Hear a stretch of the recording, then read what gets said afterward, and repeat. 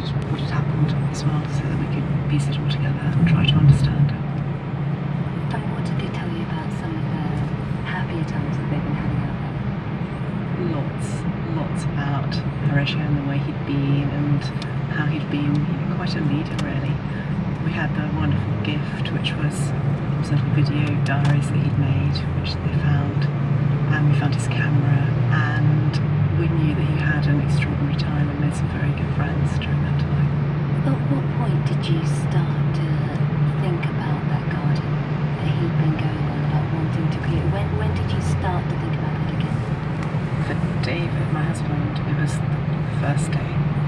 He just felt so strongly that this would be something that was tangible, and although my head was in an utter blur, behind the scenes people started to pull together and feel that they could do something that was going to make a huge difference to people that Horatio felt very strongly needed support. And people started to donate money quite quickly after he died. Really quickly.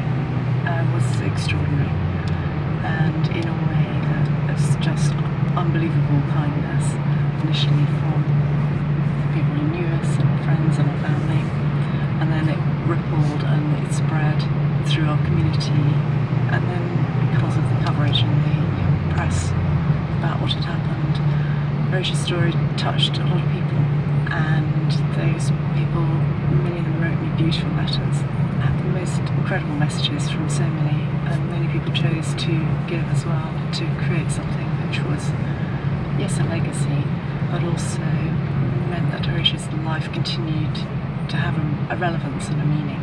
And having decided that you were going to do that, did that give you somewhere to channel your grief?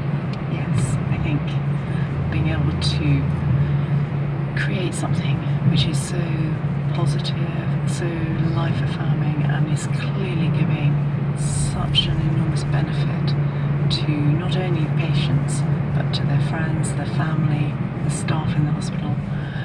It has an enormous impact. So tell me about the garden that you created. We went and used Horatio's original questionnaires, which were about what the patients wanted. We knew it needed to be really beautiful, it needed to be an antithesis of the hospital, bringing nature right into the heart of the buildings. We needed it to be completely accessible